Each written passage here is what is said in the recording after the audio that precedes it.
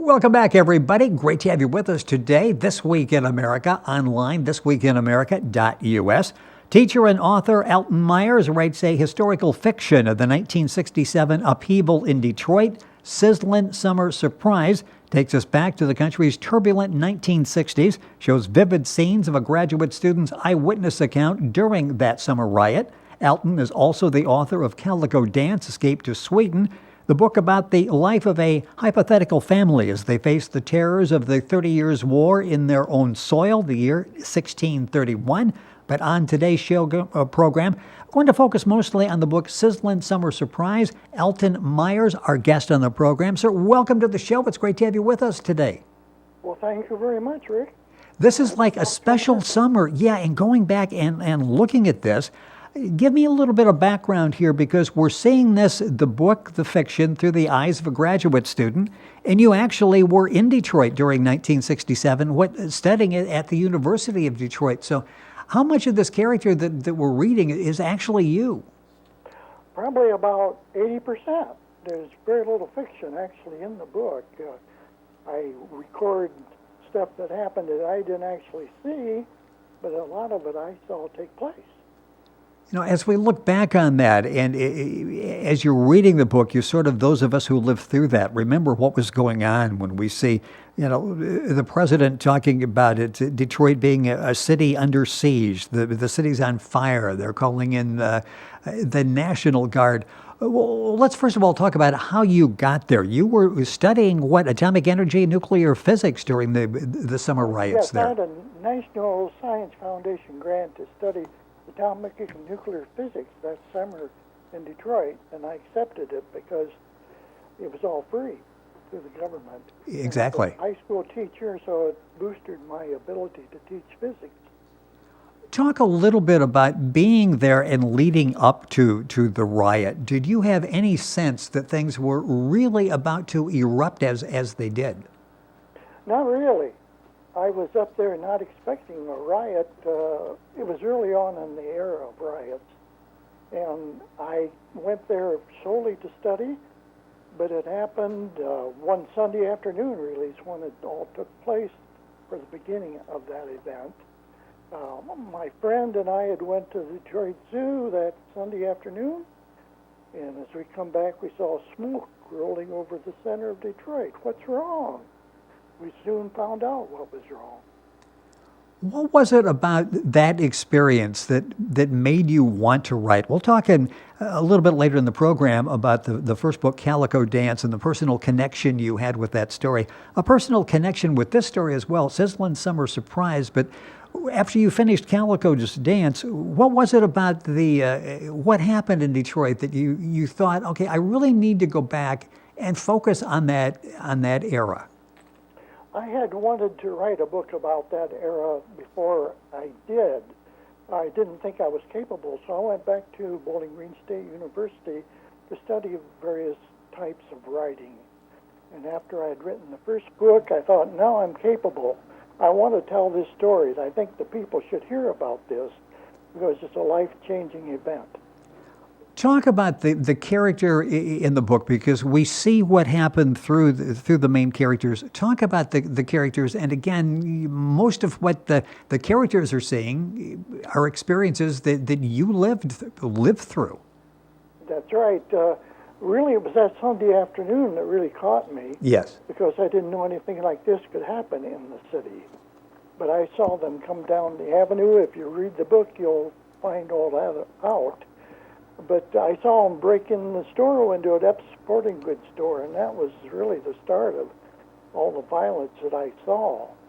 And it was a life-changing event because I had never seen a city fall apart before, and I didn't know it could happen, but it happened in America. It's an interesting perspective because, again, for those of us who lived through that, we had the news accounts. We would read the newspaper articles about what was happening, which gave us a little bit of insight. But when you read the book, Sizzlin Summer Surprise, it takes us really inside what was happening there, and you were able to capture all the emotions that you were going through. And let's talk about some of those.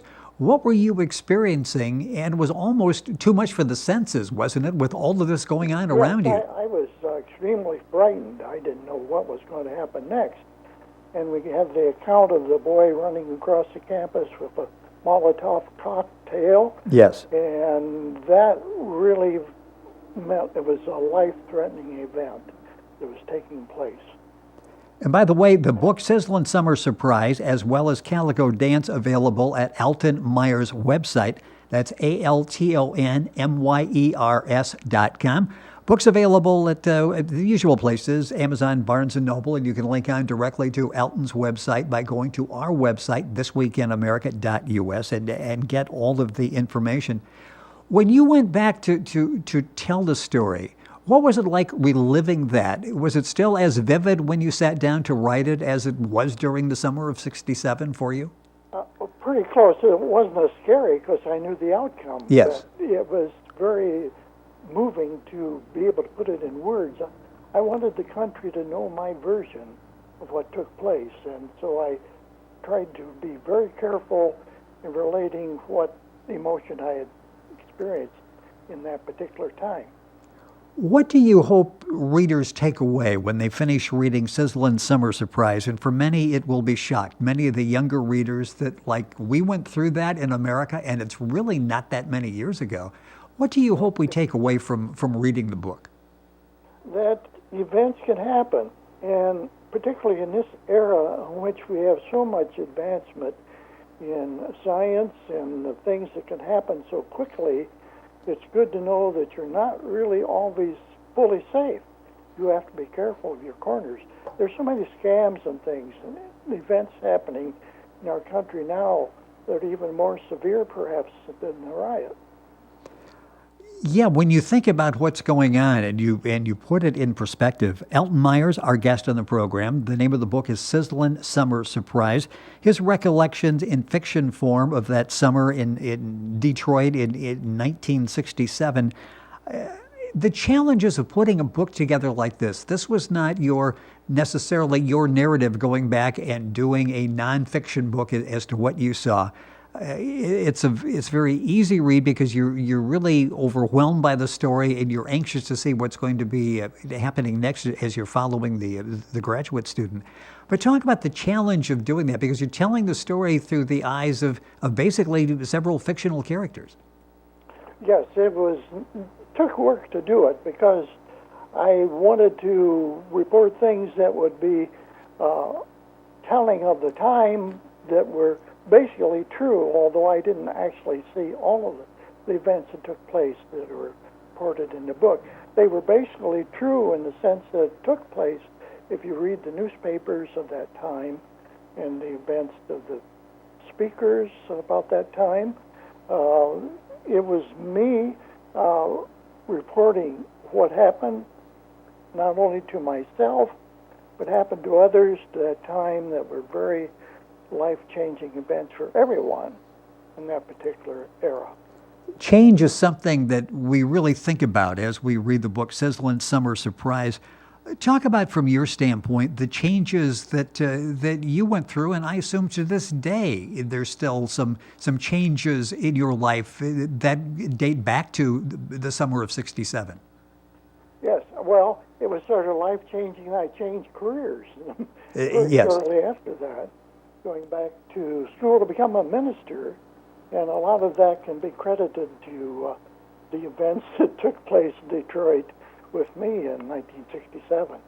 Well, it's interesting. Let's talk a little bit about that and that transition from being a teacher and back studying atomic and nuclear physics to deciding to be a preacher. And you spent, over 21 years with different Presbyterian churches in Ohio, Indiana, and Illinois. Talk about the motivation for making that career change and what you thought the bottom line was as a minister in being able to really impact people's lives. Talk a little bit about that. Well, it means that life is not as secure as sometimes we think it is. Yes. And we need to be prepared spiritually for what might happen to us. And so to have some kind of foundation so it's not out of fear, but out of projected future events that we will be stable through what we believe. What do you think are some of the changes? We know the changes we just talked about that you went through, changing the career and going out and dealing with people on an everyday basis in all facets of their lives. As a country, what were some of the changes you think that maybe you saw in the coming decades? And we think we've made a lot of progress, yet sometimes when we read the newspaper, it's like maybe we haven't made as much progress as we think we have. The unexpected. I don't know, in this day and age, we like to have things on a pattern that we can predict and know what's going to happen from one day to the next. And most of the time that works. But you've got to know that sometime some uneventful event will happen that might change our whole perspective if we are not aware that life can change abruptly. And so this is an abrupt event. And it was one that would prepare us to be ready for what might take place. But right now, we are concerned about events that could happen to our country with the international ballistic missiles that are available. Yes. One accident can cause something to happen drastically that would change our whole world in a very few minutes. Talk about the anger and the fear that you saw displayed in Detroit, and you talk about that in the book, Sizzlin Summer Surprise. Tell us a little bit about that and being able to see really the anger and the frustration in that community where it literally erupted. At that particular point in history, we had a lot of Vietnam veterans coming back who were quite disappointed with what had taken place and with the treatment they received when they came back to their home communities. And that particular emotion spilled over in the other calm people who had not went through the war experience. And the whole event meant that everyone was going to get changed, even though they were not veterans of the Vietnam War.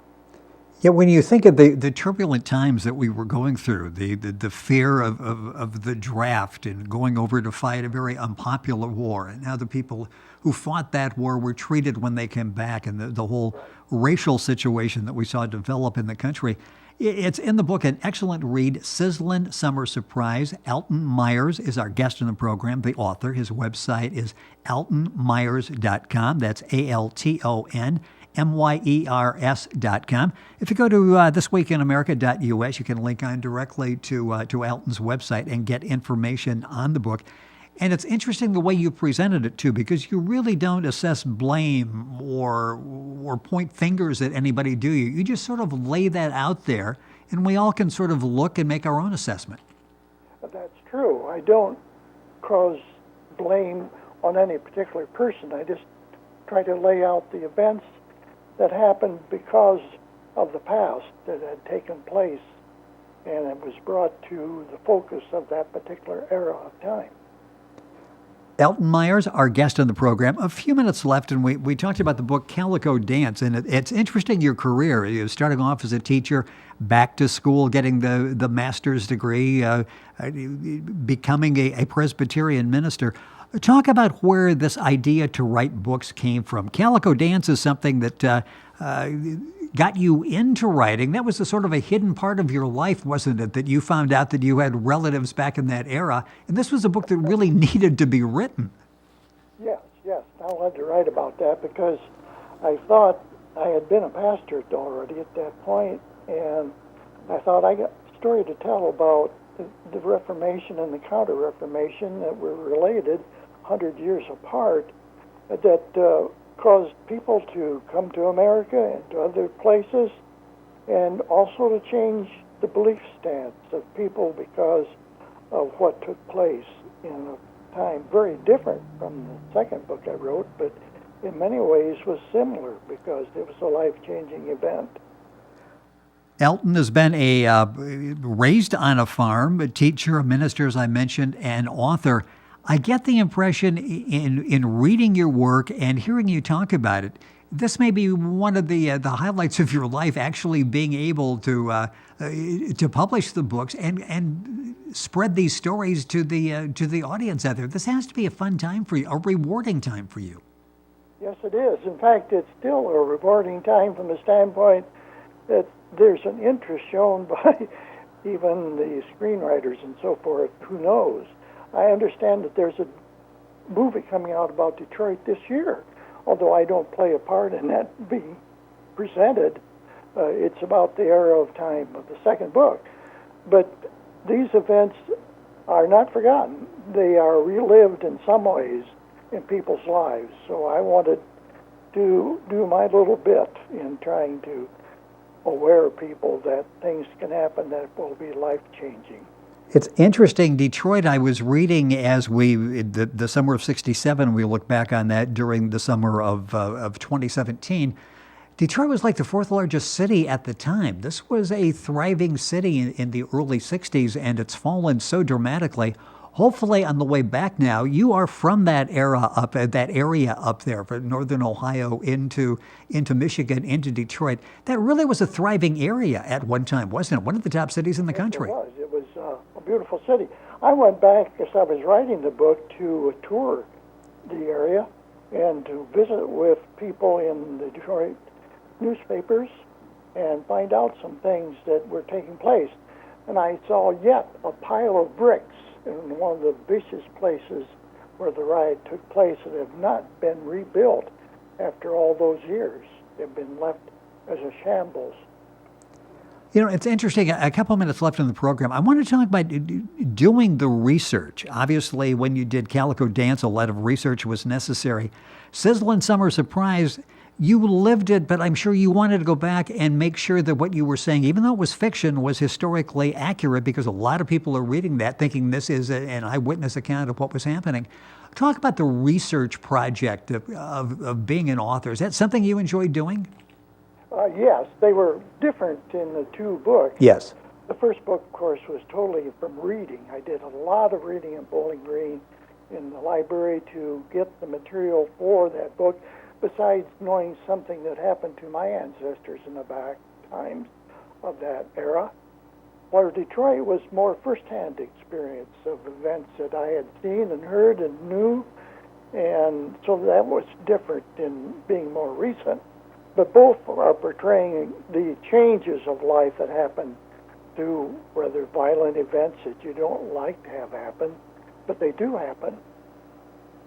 And I'm sure that when you look back, and it's been 50 years, that those what you lived through in Detroit, close your eyes and you can probably see like it happened a couple of weeks ago. I assume that those are images that you're not going to forget quickly.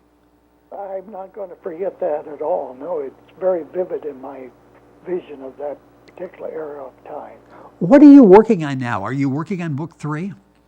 Yes, I'm working on book 3, which is quite different. It's going to be a children's book, Animal Fables Personified, which will be 10 stories that put animals to life as a human in the events that take place. And so kids will be able to see their own lives being changed in their living, not through violent events necessarily. Most of them are not violent, but they're just stories that animals would portray in their existence.